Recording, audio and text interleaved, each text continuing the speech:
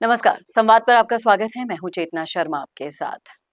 तो आपने देखा जिस तरह से राजकुमार रूथ स्विट्जरलैंड पे गए और फिर मन्ना लाल रावत ने जो भी जुबानी जंग की, उसके बाद लगातार राजनीतिक हलचलें तेज हैं।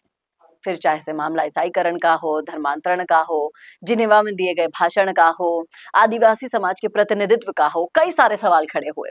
इन सभी आरोपों का जवाब देने के लिए बीएपी के नेताओं ने प्रेस कॉन्फ्रेंस की और साफ-साफ शब्दों में कह दिया कि वो सिर्फ आरोप प्रत्यारोप की राजनीति नहीं करते।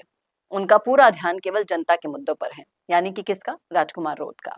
सबसे पहले ईसाईकरण के आरोपों पर उन्होंने कहा, बाप के नेताओं ने, कि अगर किसी के पास ऐसा एक भी सबूत है जिससे साबित हो जाए कि उन्होंने कभी ईसाईकरण को बढ़ावा दिया है, तो वो सामने लाकर दिखाएं।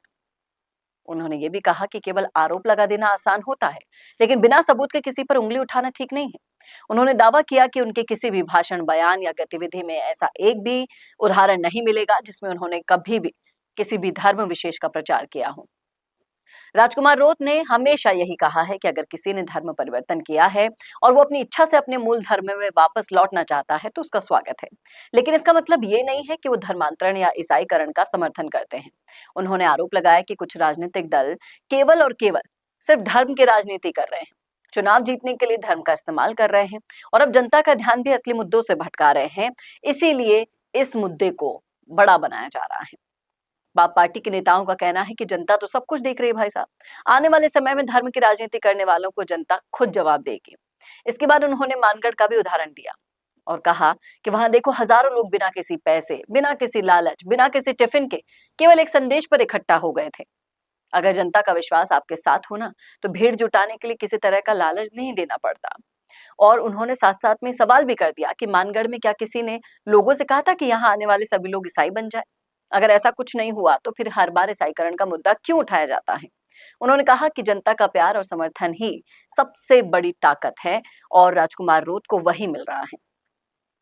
जिनेवा में जो कार्यक्रम हुआ जिसमें राजकुमार रूथ गए, उस पर जो सवाल उठे, उसका भी ये कहना है कि राजकुमार रूथ ने भीली भाषा में भाषण नहीं दिया, अंग्रेजी का इस्तेमाल किया।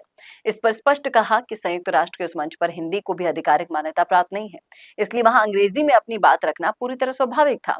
उन्होंने कहा कि अंतर्राष्ट्रीय मंच पर अंग्रेजी सबसे ज्यादा इस्तेमाल होने वाली भाषा है और पूरी दुनिया तक अपनी बात पहुंचाने के लिए उसी भाषा का प्रयोग किया जाता है। इसीलिए राजकुमार रूथ ने अंग्रेजी में भाषण दिया। आप भी समझ गए होंगे कि ये किस भाषण का, किस बयानबाजी का जवाब है। केरल जैसे राज्यों में जहां स्थानीय भाषा का, अंग्रेजी का ज्यादा प्रयोग होता है, वहां पर वैसी ही भाषा में बोला जाएगा ना, जैसा कि समझ में आए लोगों को कि क्या कहा जा रहा है।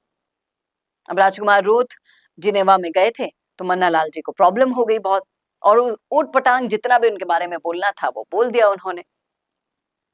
कैसे गए, किसके खर्चे पर गए, क्या हुआ क्या नहीं हुआ, पूरा ब्यौरा मांग लिया, क्योंकि वो तो नहीं जा पाए थे ना आज तक। अब राजकुमार रूथ उनसे उम्र में छोटे होकर इतने बड़े बड़े काम कर रहे हैं तो दिक्कत तो होगी ना भाई साहब। लेकिन इस पूरे के पूरे प्रकरण से ये बात तो स्पष्ट है कि राजकुमार रूथ का आगे बढ़ना बहुत सारे लोगों की आंखों में खटक रहा है। संयुक्त राष्ट्र जैसी संस्था किसी को निजी व्यक्ति के रूप में नहीं बुलाती, उसके संवैधानिक प्रतिनिधित्व के आधार पर उन्हें बुलाती है। ये समझना होगा मन्ना लाल रावत को। कुछ लोगों को ये बात पछती नहीं रही कि एक आदिवासी क्षेत्र की साधारण पृष्ठभूमि से निकला सांसद आज संयुक्त राष्ट्र जैसे वैश्विक मंच पर आदिवासी समाज की आवाज उठा रहा है, और यही वजह है कि रोज नए नए आरोप लगाए जा रहे हैं उन पर। तो जब भी, और इसको तो आप छोड़िए, झालावाड़ का मुद्दा हो, डीएमएफटी का मुद्दा हो, सारे के सारे मुद्दे एक साथ उठाए जा रहे हैं, एक के बाद एक करके। यानी कि मतलब साफ है कि सिर्फ और सिर्फ राजकुमार रूथ के आगे बढ़ने से जलन का मुद्दा है ये। नहीं तो अगर आप असली आदिवासी होते तो आपको फक्र होता राजकुमार रूथ पर, खुशी होती कि आपके समाज को अंतर्राष्ट्रीय मंच पर पहचान दिलवाने वाला कोई एक भील वहां पहुंचा है। क्या कहना है आपका? क्या कहेंगे आप मन्ना लाल रावत की इन हरकतों के बारे में, इन बयानबाजी और भाषणों के बारे में, जो हर बार सिर्फ और सिर्फ निशाना राजकुमार रूथ को बनाती है?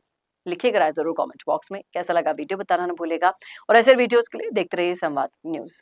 नमस्कार। दोस्तों, अगर आप भी रियल एस्टेट में काम करते हैं तो हम आपके लिए लेकर आए हैं एक गुड न्यूज। आजकल के डिजिटल जमाने के अंदर आपकी प्रॉपर्टी का अच्छा वीडियो कंटेंट होना बहुत जरूरी है। तो हम यानी मिशी मीडिया सॉल्यूशंस आपको प्रोवाइड करवाते हैं एक हाई क्वालिटी कंटेंट वीडियो, जिसके अंदर हम प्रॉपर्टी से जुड़े हुए आसपास की प्राइम लोकेशन और उसकी कनेक्टिविटी को अच्छे से दिखाते हैं। कस्टमर आपकी वीडियो को सिर्फ देखे ही नहीं, आपको कांटेक्ट भी करे, जिससे कि आपकी डील क्लोज होने की पॉसिबिलिटीज बढ़ जाती है। तो कांटेक्ट करो आज ही स्क्रीन पर दिए गए नंबर्स पर